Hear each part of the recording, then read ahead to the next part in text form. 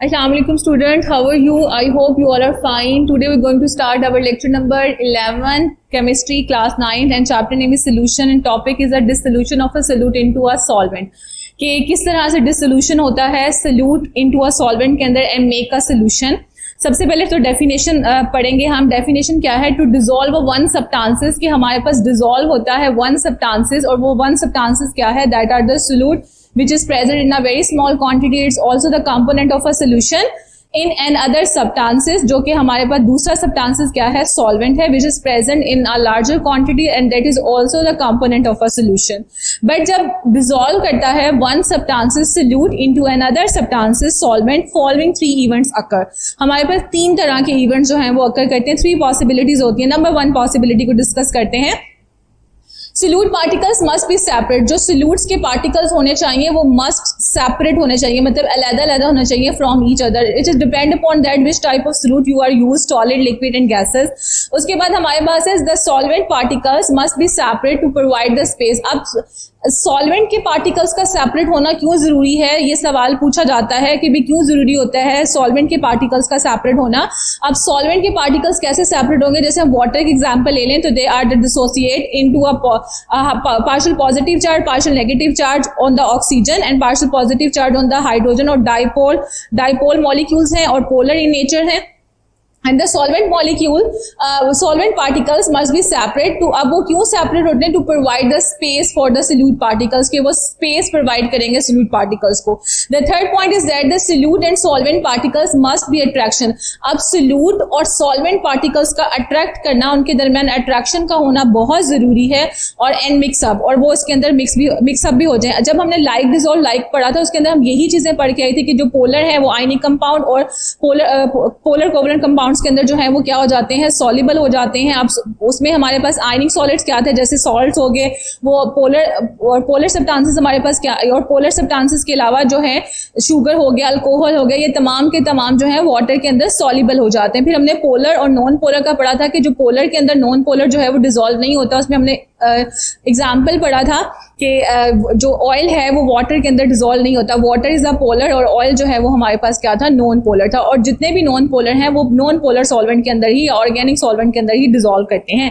इसीलिए solute and solvent particles का attraction करना और मिक्सअप होना बेहद जरूरी है. आगे है हमारे पास affective solute and solute solvent interaction, the solubility, के हमारे पास जो अफेक्ट्स होंगे क्या असरअंदाज करेगा जब सोल्यूट और सोल्यूट सॉल्वेंट इंटरेक्शन होगा on the solubility.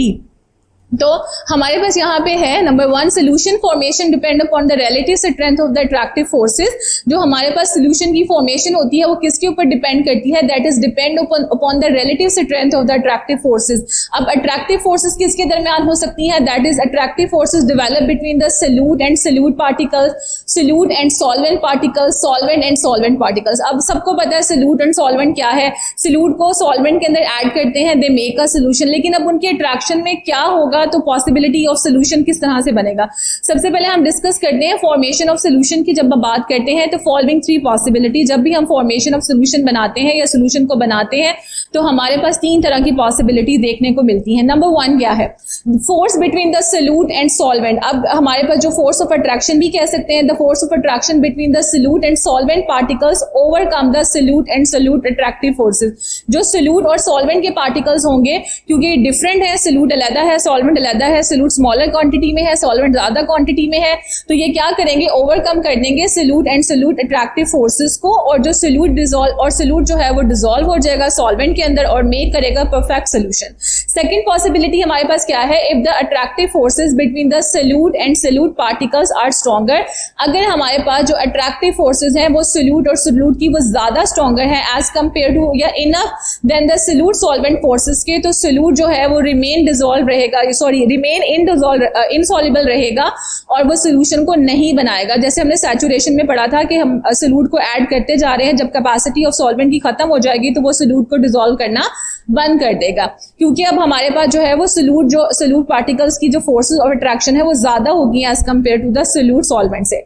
Last event हमारे पास क्या होगा? If the solute sorry, if the solvent and solvent forces are stronger than the solute and solute forces, अब हमारे पास solvent और solvent की force of attraction जो है वो ज्यादा है as compared to the solute और solute से, तो फिर क्या हो जाएगा, in this also case जो है वो solution formation करेगा और solution जो है वो हमारे पास बन जाएगा। तो क्लास आपने इस टॉपिक को अच्छी तरीके से देखना है और आपने अपनी बुक पे इसी तरह से हाईलाइट करना है जैसे मैंने आपको पॉइंट्स बना के दिए। इंशाल्लाह नेक्स्ट लेक्चर में आपसे मुलाकात होगी, तब तक अपना ख्याल रखिए। अल्लाह हाफिज।